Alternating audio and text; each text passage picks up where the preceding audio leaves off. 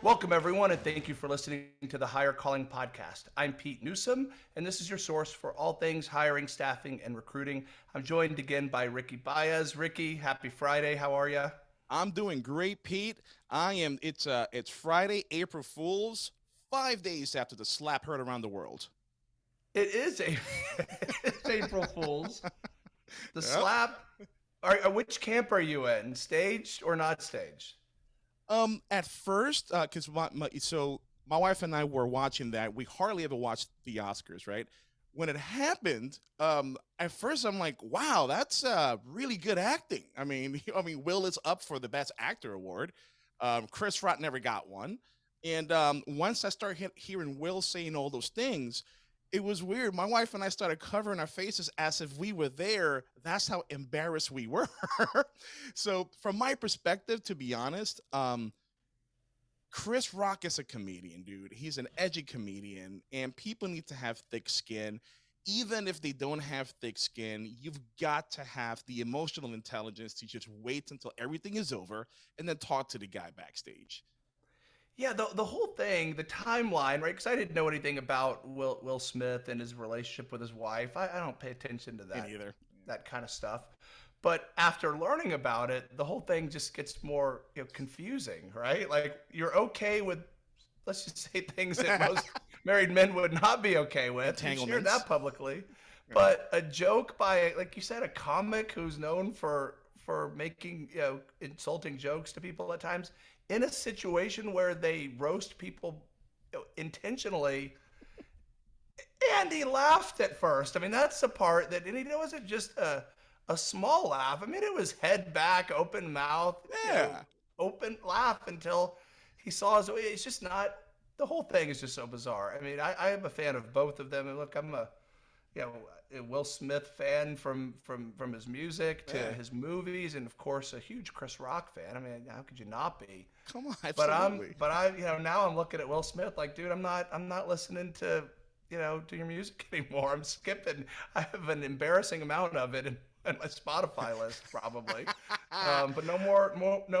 Welcome to Miami, right? Oh I'm man, out. I don't believe anybody has ever said they had an embarrassing amount of music of anything. That's a great way to put it. Like you got his whole albums from the time he was Nightmare on My Street, I think that was called his Yeah. very when it was Yes. him and DJ Yes. Jazzy Jeff. Jazzy Jeff. Yes, of That's who course. we need to interview. Jazzy Jeff, how are you? Is he okay? I wonder if he's gonna come out and say he smacked me once a month back in the day. We don't know if he's gonna say that. Jazzy Jeff has to be. This is so far off what we should be We are. I talking know. about, I'm sorry, dude. I but brought it up.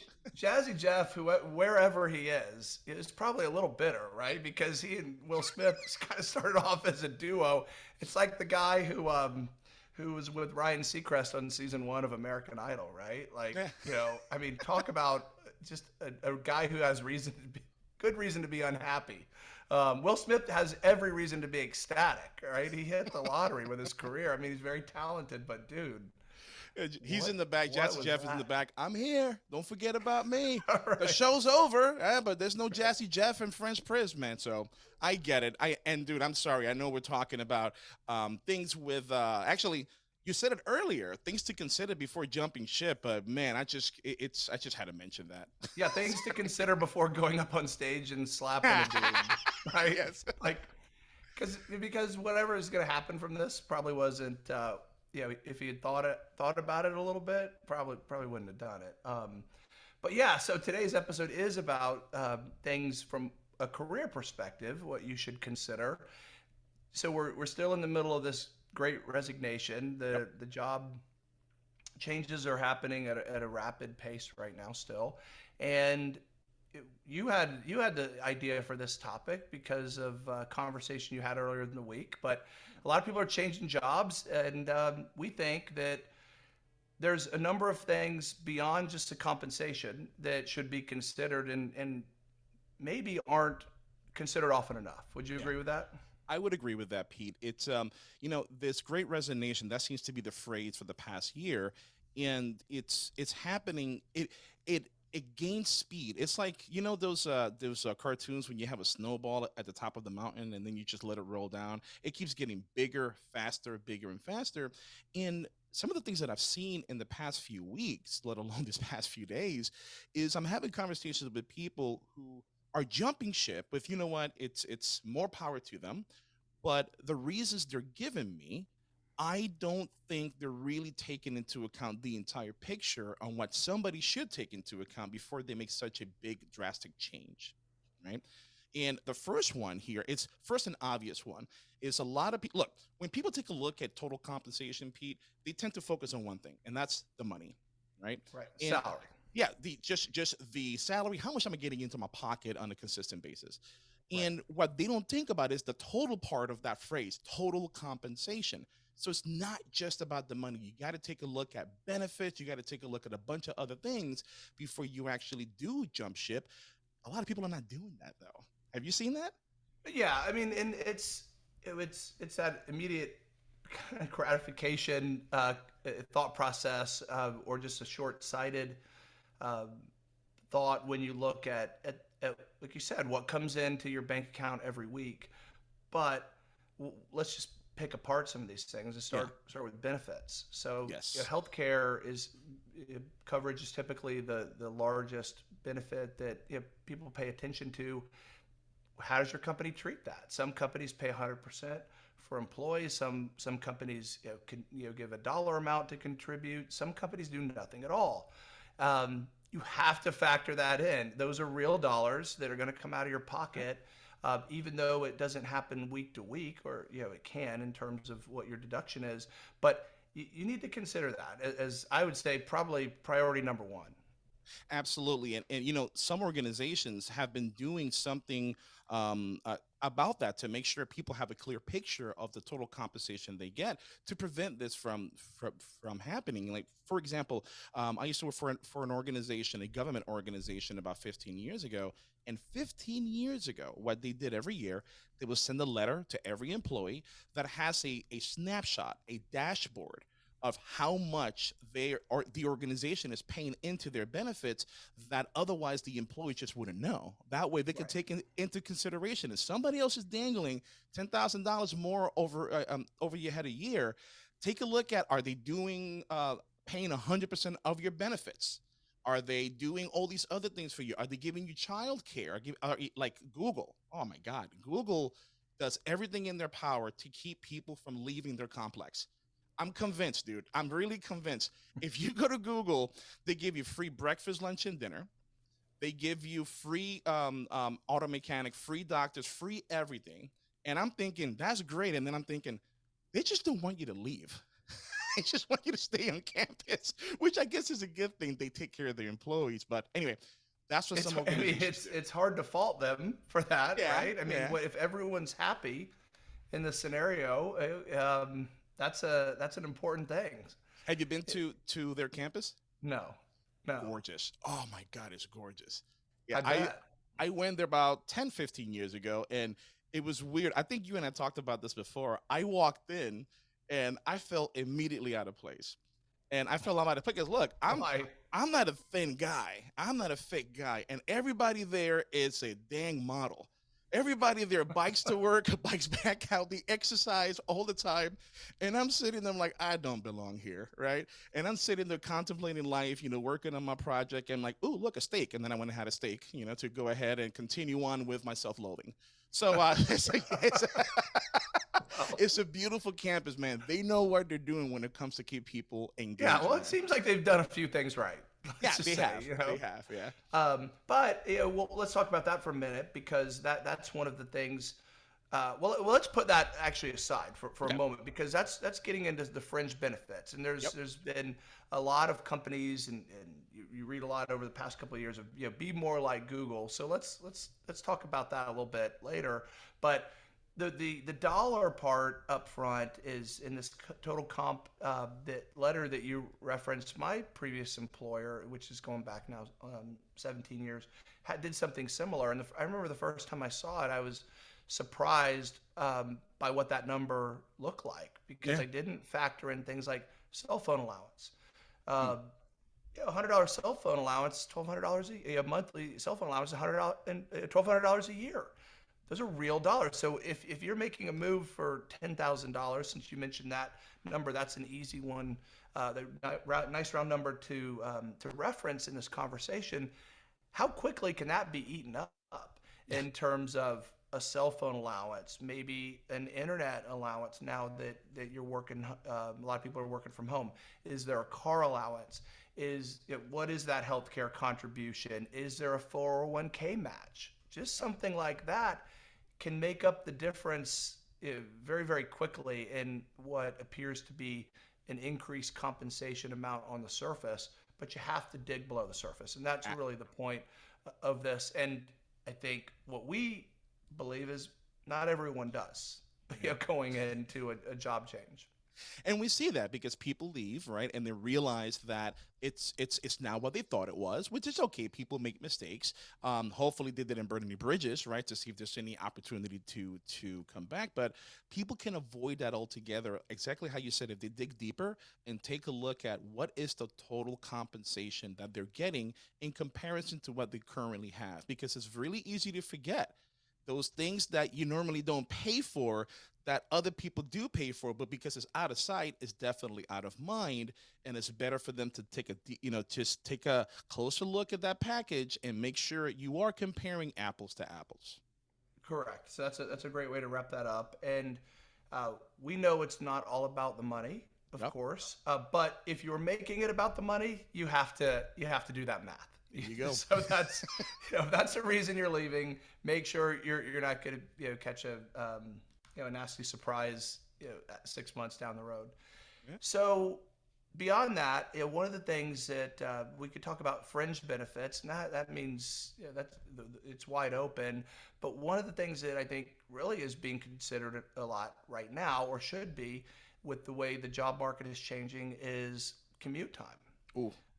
If you assign a cost or price to your time, if you just look at what most people really value most in life as life goes on, time is the most precious asset that exists. We know that.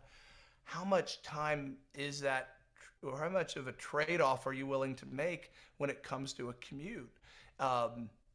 The new factor in this consideration, which is so prevalent now, is of course not having any commute at all. Yeah. I mean, that is a boy, that's a game changer, right? I mean, there is kind of two camps growing, I think, with this right now. Well, Go back to the office or Yeah. never go back to the office. One of the things I really enjoy about this organization, Pete, it's that flexibility, right? Because from the get-go, we tell employees coming into Four Corner Resources, look, you can work from wherever you want, right? You can, as long as you perform, which that's everywhere, right? You can work from wherever you want. Just let HR know, right? Because we got to make sure we take Shameless all the right plug access. for Four Corner Resources. I'm just saying. You can work from anywhere when you work Anywhere. for us. Yes. Anywhere you want. But that 5 years ago, and you and I have had deep conversations about this in the past. 5 years ago, that was considered a luxury, a huge luxury.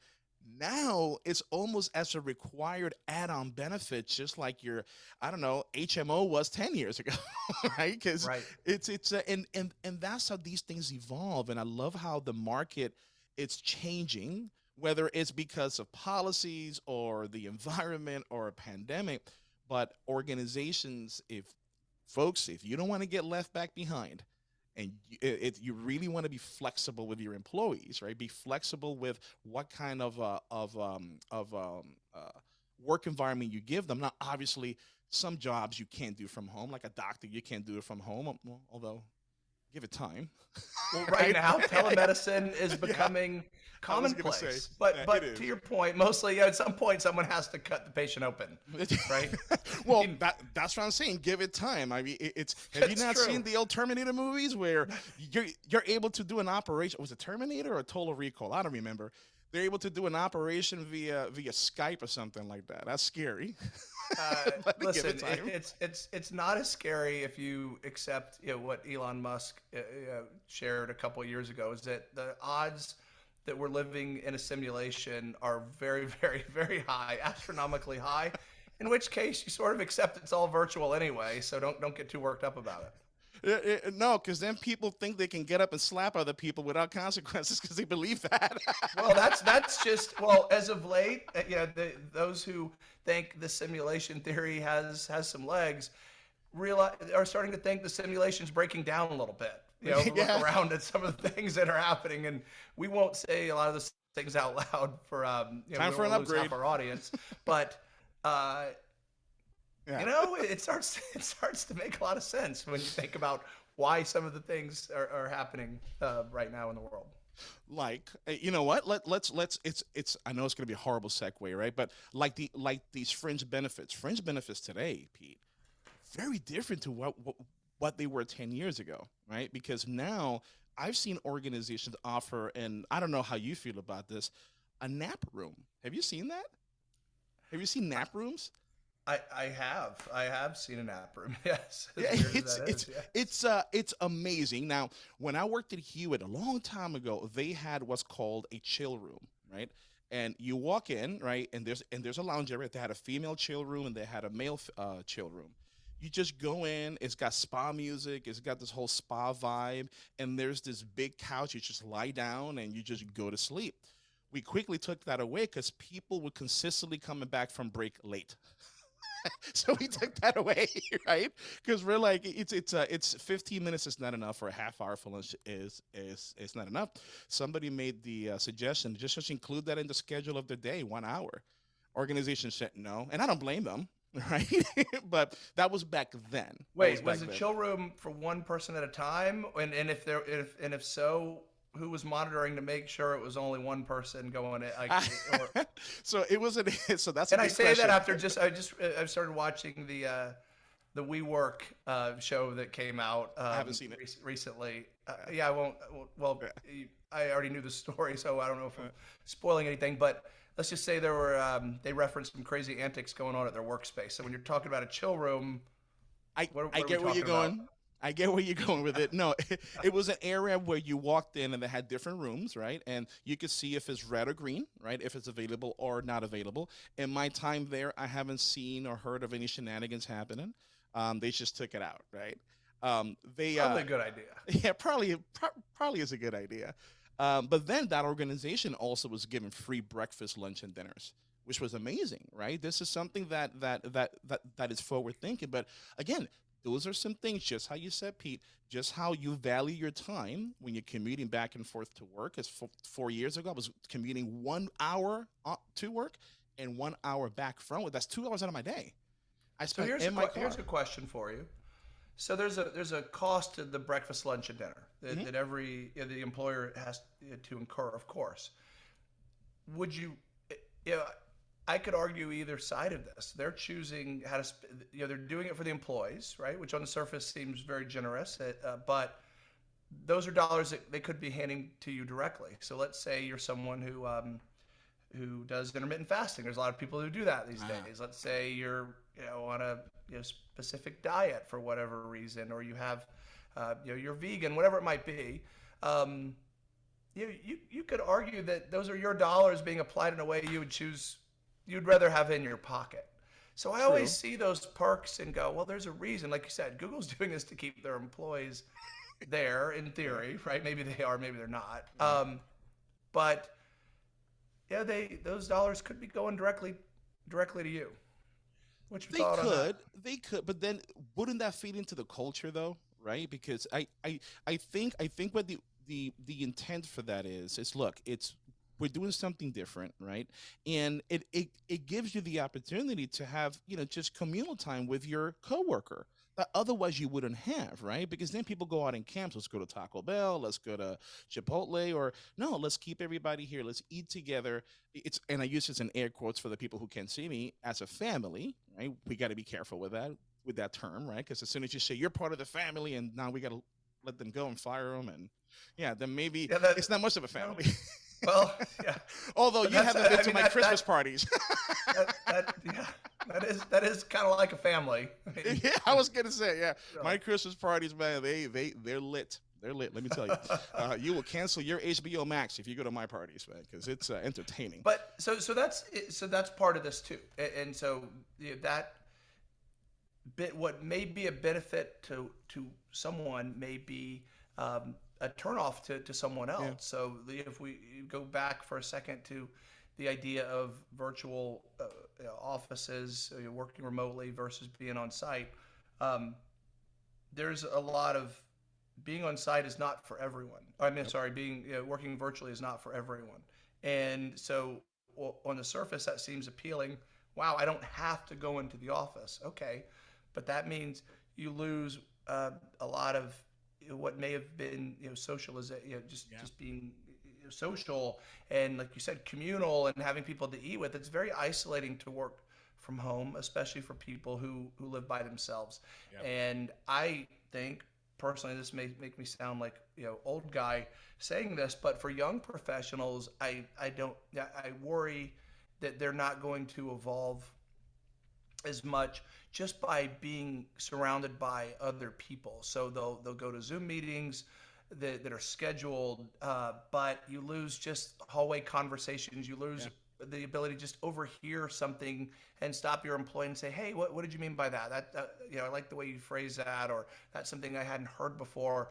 Those things you can't measure those on the surface, but I believe that they're very real in someone's career evolution. And I don't know how those just micro conversations or micro interactions, or whatever you want to call it, are going to be compensated for in someone's evolution. You said something really interesting right now. You said putting a value on how that works. That you can't do it.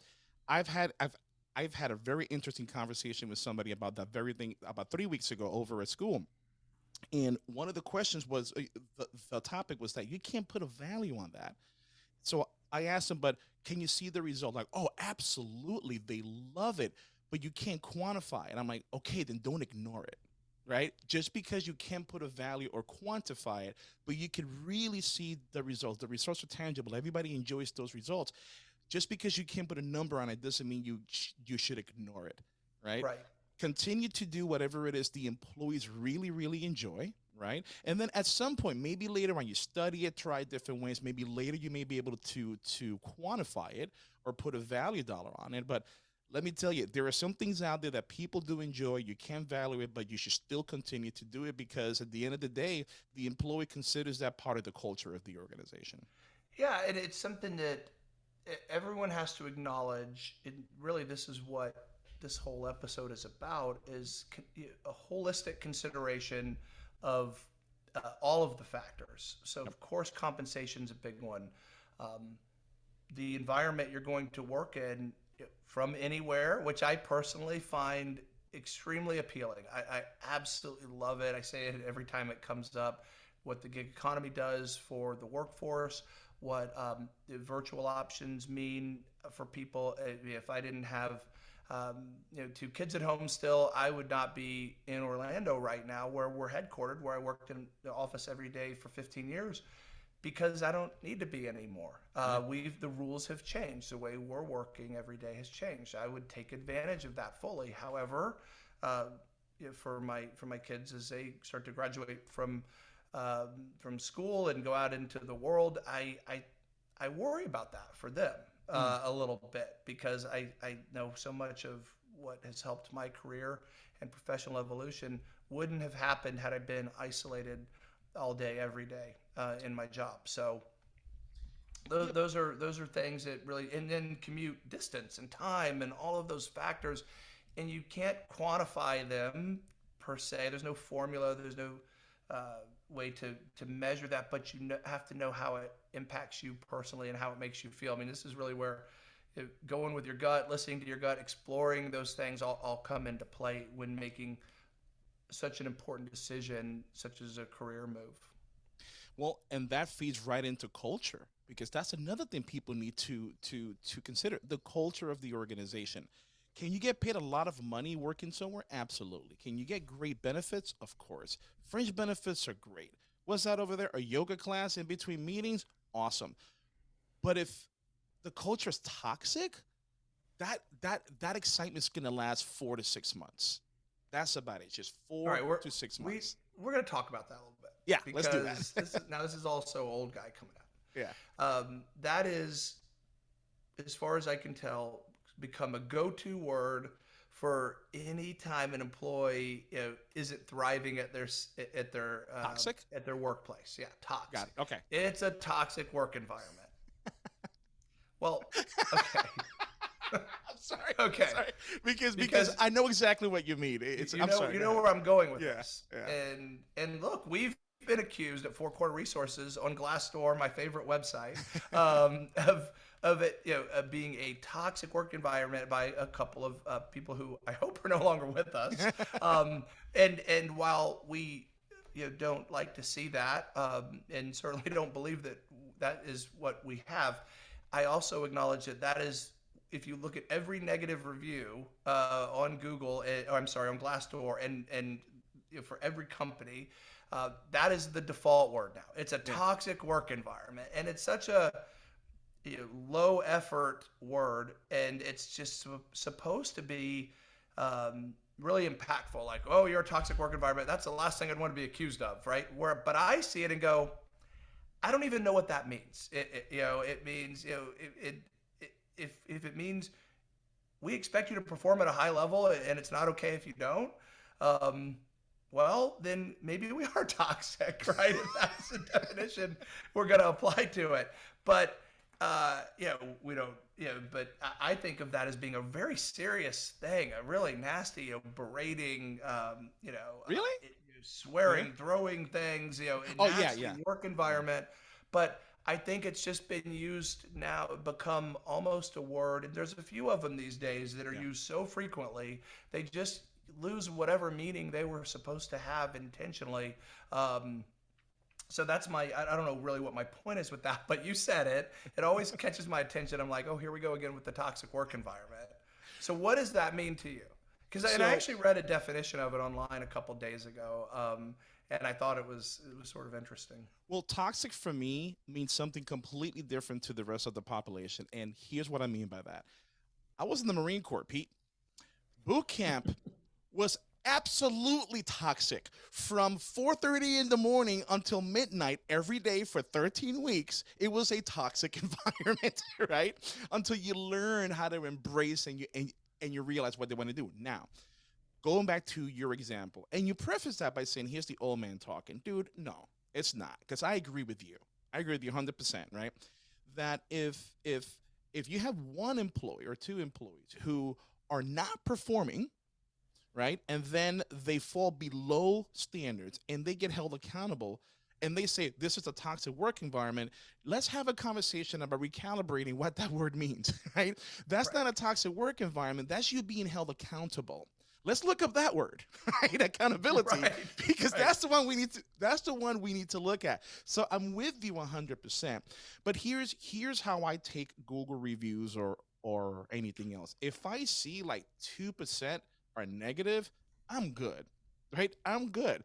Just how when I go to Amazon and I try to find and research something I want to buy. I don't go by name brands. I go by the average customer review. And if that's 5,000 people say this is great, two people say no, I'm going to ignore those two people because they have no idea what they're talking about. Right. Same thing with here at work. Now, let me give you an example of a toxic work environment. You ready?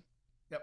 As soon as you go into work, your manager's yelling at you. How dare you? You're 2 seconds late. You didn't do this yesterday. It's just a yell fest, right? And then 2 minutes, you go into the meeting, everything's your fault. You go into another meeting, everything's your fault, right? Now, this is when there's somebody involved in a position of authority, right? They're always beating people down. That to me is a toxic work environment. That is radically different than a leader helping you moving the needle from A to B, saying, dude, what's going on? Is everything okay at home? Because you did awesome these previous 3 months, but now you're not doing well. What's going on? And they still decline just because they lost all kinds of motivation.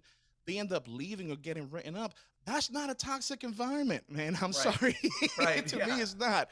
So I'm with you No. 100%. Yeah, and it's like I said, it's become the trendy word to It use, is. and I look at it the other way when I see that, and specifically I'm talking about Glassdoor reviews, Mhm. right? Because they're anonymous in nature. Where Google reviews, I mean, yeah, people can make fake accounts, but Google Yeah. holds people to, hey, if you're going to put this out there and review an organization, you got to put your name behind it, and make sure that you're accountable, for it, right? You got to back it up, and similarly, I think Yelp does the same thing, right? They don't just let people go on. Uh, and give a bad review about a business, a restaurant, whatever it might be. You have to earn some credibility with Yelp, as Yep. I understand it, before they'll have that review go up. Glassdoor lets it be anonymous, so my request to them is always, hey, give the employer the opportunity. If you said Right? these are all these terrible things about the employee with no ability to back it up or no requirement to back it up, which is what Glassdoor, how they operate. Well, change that. Let the employer then comment back about the employee, right? That should be fair. I'm you with know, you. and so yes, look, I'm proud of our reviews, that we have overall. We have very, very, very good ratings on those sites. But I also have to immediately dismiss the anonymity Yeah. of those when I see it. And most people who have a good experience, right? And I'll just say good or a medium experience, don't go on and do reviews as a result. It's usually the extremes, right? The great ones or the awful Oh, ones. they're awful And ones. that's Yep. why I'm like, so when I see some employers with just a lot of negative reviews, I'm like, really? Did how do we know? I don't know who's making them. Well, So but Pete, every employer goes through that, man. You know that every single employer has some employees that are just upset. And you know what? If I saw, if I saw a review or a culture where everybody is 100% happy, something's wrong. Something's right, wrong, right? Because it's part of having a great culture is to be able to give employees the opportunity. Look, if you see something wrong or something just rubs you the wrong way, you should feel free and safe to speak up and let's have a conversation, a tactful conversation, a respectful conversation, right? right, Because I've seen situations where people want to speak up and they start cursing people out. I'm like, that's not what I meant. I mean, right, have a respectful human to human conversation. But if you have a culture of trust like that you can't put a value on that, Pete. You right. cannot put a value on that at all. No doubt. Well, and I think this is this to bring us back to the topic of the day. That is something to consider when Yeah. you're thinking of jumping ship. Right. Look at those reviews if you want to, but look at them with skepticism when they're anonymous. That would be my advice for those sites. What do you think about this? You know how whenever an employer makes an offer to somebody and they say, you know what, give us three references so we can check you out. Let's check your friends. What if a candidate did that to the employer and said, you know what, give me three references from your employees that I can talk to. Can I shadow them for 20 minutes? What do you think about that? Well, I think it's a great thing. And when we were all in the office, it was a regular part of our interview process. We would ask people to come in and shadow. So you joined us, of course, after we were already virtual, but that was a regular part of our interview process because we wanted a potential employee to see what a day to day was like as much as we possibly could. Because just to use our staffing business as the example, being on the phone all day, every day, speaking with people about job opportunities is, and often having to go a number of hours and sometimes a number of days without finding someone who's a good fit for a role. That is not for everyone. We Yeah. know that, and the staffing industry as a whole has a greater than 80% turnover rate in year one when people join. At least that's the statistic I have in my head that I saw last. So please, no one say I made that up. I'm not making it up. I don't know that it's 100% accurate either, All but right. it's somewhere in that area. And and so we know that there's a high failure rate. So we want to mitigate that risk as much as we can. And my perspective on that is let's get all the bad out on the surface now. And I probably said that when I met you. Yep. So ask anything you want. Yep. It's not all roses in any company. We know that, but I want you to see what's the worst, if you will. Which in our case, I don't think there is a worst. It's not bad, but then I want you to be you know have all that on the table and then make your decision accordingly. And same thing with the employee, right? I want to know what the potential downside is with you, because no employee is perfect, right? There is a worst of every employee. There's a worst of me, that's for sure. And I want that to be known. And then sort of like a marriage, if I know you at your worst, then I'm okay, right? If we still decide to proceed. So I think that is part of, to your point, yeah, you do want to have those conversations wherever possible with current employees. I'm a huge proponent of that, to go, okay, now give me the real scoop, right? Yeah. Give me the scoop they weren't gonna say, on the surface. You're not gonna see on the website, because not every organization is perfect. And admittedly, with ours, I think we've had largely a lot of turnover just because people just didn't really, when we have turnover for someone within a year, we try to avoid it in our interview process, because once you're there, it's like, yeah, okay, boy, they really meant what they said. And that's been kind of a common thing over the years when people choose to leave the staffing industry, like, well, I didn't really realize what this was going to be like. And it's hard to do that just in an interview. That's for sure. And it's, but that right there, it's just those little tiny intricacies is what make up that culture, right? When people make a mistake, cool, let's have a conversation about that mistake. That's not what you thought it was. That's fine. Exactly how you said, like a marriage. If this is at your worst and we still continue on, perfect. We just finished doing difficult conversations training for all the employees at a Four Corner Resource, and that's what we talked about. We talked about the idea of becoming comfortable with being uncomfortable with difficult conversations. The more and more we do that, the more real information gets transferred back and forth. And instead of trying to prove your point to the other person, switch that mindset to trying to understand the other person's point of view, vice versa. That right there, once you're able to do that and focus on the content, not the person, you take a step back, top notch, airtight culture. And it, Airtight. and you said it important. I think is very important. It's important to me. It's important to Four Corner. It should be important to everyone. I don't know that it is make it real, Yeah. because reality is you're going to leave every job except for one. You will only have one relationship. I say this in terms of like marriage or relationships. You're only going to have one relationship that doesn't end. You're in your life, right? That is an indisputable truth. That's true. Yeah. So unless you start a job and retire from that job, or start a business and retire from that business, things are going to end along the way. And I don't know, I won't make up another statistic and say how often people change jobs throughout their career, but being in staffing, I can tell you it is probably from the time someone starts a professional career, I would say the average has to be 10 times, 10 changes. So whether the employee chooses to do that, whether the employer invited the employee to leave, right? I mean, I like how you put that. um, The employer invited the employee to leave. Invite you it's to get out of here. so, you know, odds are it's going to end by your choosing, or otherwise, right? Could be layoffs, could be so many different things. Um, and that's okay. Yep. Like that's the point. Like that doesn't mean go on and go onto a review site and make the employer. But it just means it didn't work out. And I suspect that most of those negative reviews, when you see them, the employer's perspective would be significantly different, Yeah. right? On the person leaving that review. I don't think when an employer sees a negative review and they're like, yeah, I agree with that. I don't think anybody would say that. Like, Yeah, that's no, us. yeah, we suck. Yeah, I know, We're, that's we're us. all around awful. I No. love it.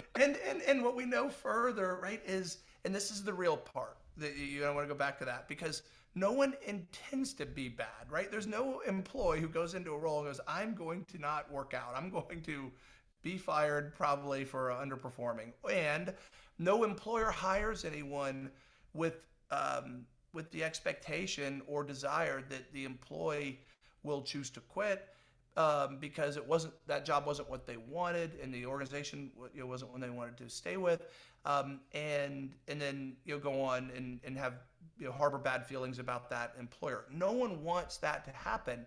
What's lacking often is communication, and when I see, when an employee has left Four Corner over the years, and we didn't expect him to leave. Sometimes it's just not going to be a good fit, Mhm. right? But when that happens unexpectedly, just like if an employee is terminated unexpectedly, that is where it's not real, because that means that communication wasn't taking place that you referenced. And there shouldn't be a penalty for sharing that things aren't going well, that things aren't, Yeah. hey, you're not performing as we expected. Here's what needs to change. Those conversations should absolutely take place. No one should ever be surprised by being terminated by an employer. And never, 100% ever, ever. accurate. That is a bad thing to happen. And I hope throughout our history we have had to terminate employees on occasion. I hope that they've never been surprised by it. If so, that is something we did not want to happen. I promise. Similarly, I don't want any of our employees at Four Quarter to ever feel like they couldn't come tell us that they were dissatisfied. They couldn't come and have a conversation that, hey, this is not what I anticipated. This is not working out, because we would want to help them find a job that did. We don't want a dissatisfied employee working for us. And again, I think that's a universal thing. No employer would. And so I'm always disappointed when that happens over the years, where someone left. Well, why? Well, they weren't satisfied with XYZ. Man, I wish I would have known. Yeah. Sometimes we could impact that. And by the way, there have been some of those conversations over the years. It's worked phenomenally well, where employees have felt that comfort. And I wish everyone who ever joins us does feel that level of Hmm. comfort, because it's important to me personally. It's important to the business as a whole. But to come and say, hey, this isn't working out. I think I may need to leave. Yeah. Great. Well, we'll help you if we can't solve it. If someone comes and says, hey, look, I really want to help save the environment, for example. Like, that's something that I think about all the time. And that's not something we do as a staffing company. We can't offer that alternative. Can do it. But I totally respect that if someone wants to go do something. I don't take it personally, right? Because I know that staffing is not for everyone. I know that our particular brand of staffing and the way we go about it and the expectations that we have, or maybe our comp plan, or the fact that we're now mostly virtual. I could list 100 reasons that I think we're a wonderful place to work. I could list 100 reasons why people would not want to work for us, Yep. depending on their perspective. But what should always be out there is the ability to have those conversations openly. Boom. And I So think that that was a is. really long rant, It makes sense, but though. It makes sense. You drove the point home, Pete. At the end of the day, you got to be able to have those open and honest conversations about the work environment, and people, the folks who are thinking about leaving and going somewhere else. Again, we're not saying, like, you know what, you got to stay there even if you hate it. We're saying is things to consider. These are some things to consider, because exactly how you said, Pete. so It's when not that for so the everybody. point here is, consider speaking with your employer Boom. before leaving, and Boom. and letting them know you're thinking about it. And yes, we acknowledge that in some scenarios, as unfortunate as this is, means that they're going to consider terminating you right away. Hmm. Um, so for any employer who's listening, don't do that. Yeah. That's a terrible way to operate. Like, don't Now wait a minute. Wait, unless you know this person is gonna create a ruckus. Because I've seen people leaving the office, and man, they just start turning tables over. I personally have seen that, right? When they put in a 2 week notice, right, and the next thing you know, they want to let everybody know exactly and how he feels about them. Walk out of my office, start turning tables over. I'm like, hey, dude, come back. I'm accepting your resignation immediately at this point. right. Please grab your stuff and go. That was a true. That's a true story. Happened to me 6 years ago. So it's unless that happens. But you're right. If that culture of trust is there for the people who are looking to leave, you got to make sure that the culture you're going into, it's something that resonates with something you're used to, and sometimes that's not really evident in an interview process. So ask for references. You never know. Yeah. Or go on Ask Google for review. references. Ask to shadow. Yeah. However that works virtually. Ask to speak with employees privately. Yep. And when that happens, a lot of interesting things come out on both sides. Yeah. It's as you know, as HR guy, you'll at times hear certain things that a manager won't. At times, people won't tell you things because they think they don't want to be in trouble from an HR perspective, right? So, Yep. but where possible, seek those opportunities, and just know that, as I mentioned a few minutes ago, everyone enters that new employee employer relationship hoping that it's going to work out Yep. well. And Yep. so employers, if your employee isn't a perfect fit, accept that that's going to happen on occasion. Treat them, kindly. Treat them, Mhm. with empathy and respect. And employees, if your employer is, turns out not to be your dream job, accept that you have some culpability there too, There you go. right? Yes. Just consider that maybe partly it was on you, Yeah, and agreed. and then and then and then proceed accordingly. So back to the Google culture that we mentioned, Yeah. and nap rooms and ball pits, and for years everyone was saying be like Google, and that to me meant. I mean, I would say I would love to be like Google and be one of the most successful companies in the history of the planet.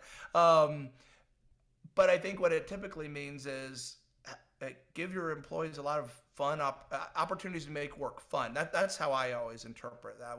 Do you agree with So, that? so thank you for saying that, Pete, because I've heard that as well. A lot of clients that I've had in the past always have said, "I want to be like Google. I want to be like Netflix," and I stop them. Like, in what respect?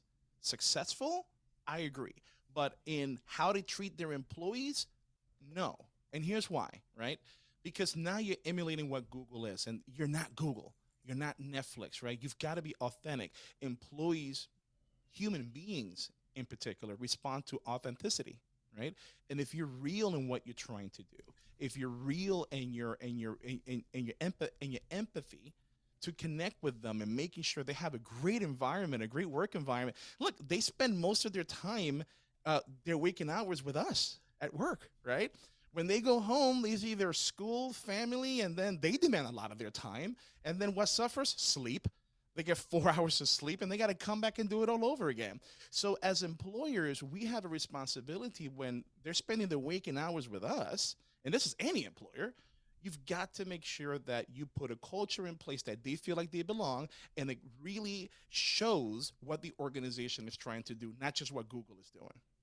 Well, and if you combine these thoughts, you mentioned Google doing a lot of things to keep their employees there, and my understanding of most of the Silicon Valley companies, the ones that have become so big, I mean, they're maniacal in their work Yeah. ethic.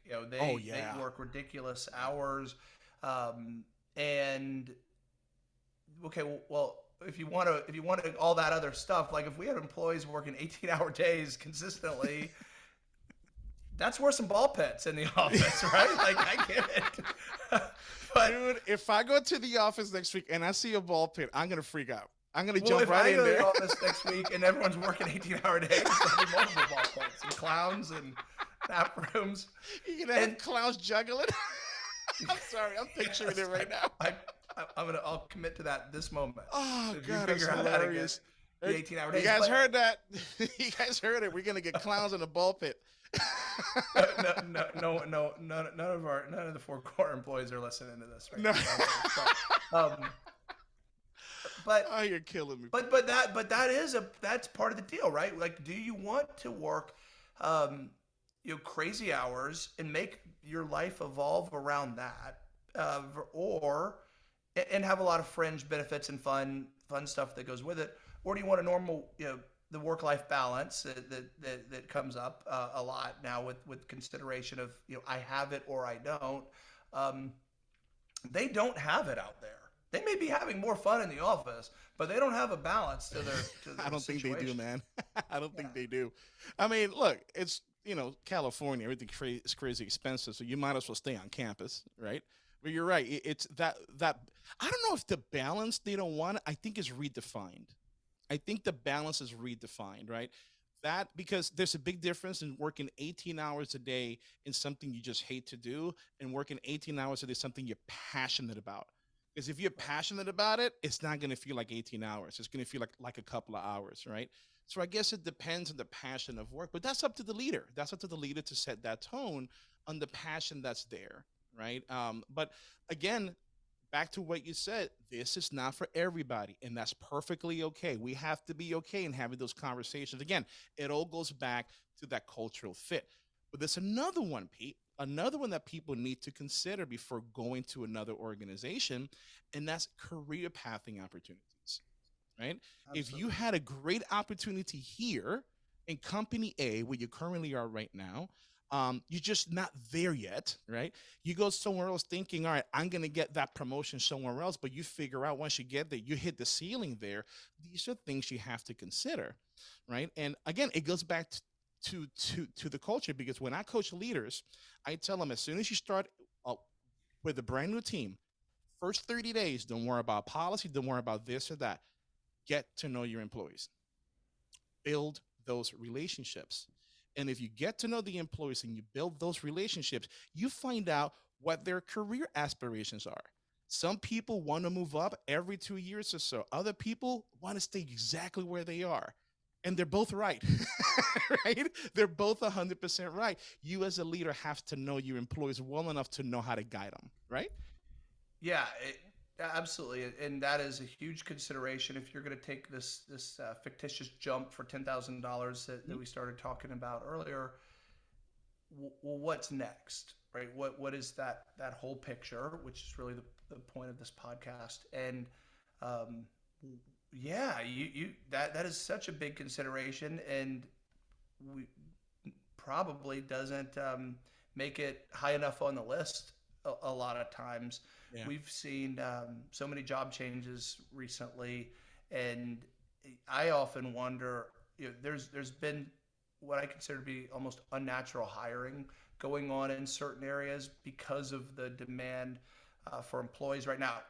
It's possible, and I do expect the talent shortage is going to continue for the foreseeable future. But market conditions are less than stable right now. Yeah, And that's a good way to so put it. if yeah, right. I mean that's probably the mildest way to put it. And when you look at the economic risks, the that are we're facing right now, and just there's a lot going on in the world that could potentially shift the dynamic very quickly. Where you consider whether your job is going to survive what maybe cuts if there were going to be cuts and just or was this job created based on the current scenario that we're facing, Yeah. right, which is high employee demand, or was this job going to be there even without that? Maybe that's the best way to put it. And then once again, what if you want to factor this into the equation? Great. I mean, everyone has a different perspective on how stable things are right now, but if you think that there is some risk with the economy and that we may face a recession or worse in the near future, ask yourself, would this job be, if the company downsized by 25%? I'm just getting this is just off the cuff. Is that job that you're moving into going to make the cut? That's right. If as a new person, low person, on in the rankings, and does the company consider that as a factor? Many do. All That's right, right. and depending on the situation, longevity, tenure, these things matter. Last in, I first mean, out. Right. loyalty is a real thing, right? And so maybe that should be a bigger consideration right now in current times than would have a couple of years ago. It should. And you just reminded me of a conversation that I had with a student last week, and this particular student was interviewing, and he's got a really good job, but now he's considering going somewhere else. But one of the questions that they asked him is, "Where do you see yourself in 4 years? I mean, 3 years," which is a common question, right? Sure. But for some reason, this particular student has never been asked that before, and he said, "I want to stay exactly where I'm at because I want to learn this role." Blah blah. The whole let me learn this role. But then when he asked me about that question, I told him that's a common question though. And he's like, "Look, I want to be promoted every 2 years, but I was afraid to say that because I was afraid they might think that I wasn't going to be in that position very long." And I'm like, I mean, I guess that's I understand your thought process, but let them know. Let them know. Maybe they have a process where they don't want people in their position for too long. Maybe they have a great career pathing process. What I'm saying is in an interview, it will be to your best interest to answer that question honestly, right? And I told him next time that question comes up, and if you really want to move up in that organization, just say, I see after I learn and master and perform and knock everything out of the park for you in this position, in a couple of years, I would like to move up in a more senior role. To me, that's a great answer to that. What do you think? Those questions are, man, they're tough. Yeah, I don't necessarily like them yeah, because, and here's why. But you said it the right thing. Answer it honestly. mhm, But that's only effective, and that is the right thing to do. And I'll tell you my own personal story with this question, or something similar. That, but we want to make sure that the interviewer is asking it from the right perspective too, mm, and not to set up a candidate. Um, and so, at one company, the right answer may be, we want someone who's not going to be looking to make a change for 3 years. yeah, You've got to be happy. And we've had clients, you rule people out because their aspirations to advance, rapidly were too high, right? And at times we see the polar opposite. We, we need people who are ambitious, and if they don't seem ambitious enough, well, okay. So if sincere by the employer, then yes, that matches up really well. We want to hear your honest answer, because if you're not going to be satisfied in the same role for 3 years, you may not be a good fit. Or if you're someone who is willing to sit for 3 years and you're not ambitious enough for us. So I think that is, when done right, can be okay. Um, but I think a lot of times it's just thrown out there. It's just, I just want to hear how you answer, yeah. and it may not serve much purpose. Well, another thing I told him is, look, it's if he's still in the runnings, I asked him, find out who your direct. If you're offered the job and you accept it, find out who your direct manager is going to be. Once you find out who that person is going to be, ask to spend an hour with them, with him or her. Figure out what kind of a manager that person is, because the only person. I mean, I don't care how great you are, right? It's and again, this is Ricky's opinion, not Pete's opinion or reflection of Four Corner Resources or the Higher Calling podcast. My opinion is that if I don't care how many skill sets you have, if your boss who's responsible for your paycheck is not your biggest cheerleader, you're not going to get ahead. oh, I think that's You're not going to get ahead. Yeah.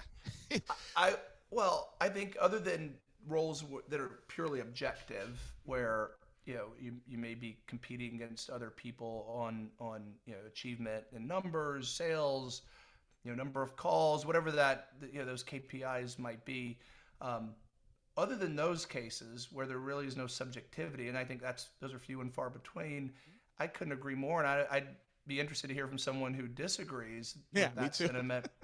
That, so let's say it is the opinion of the Higher Calling podcast, right? Okay, got We go ahead and say that that uh, your how your manager views your performance when you're an employee is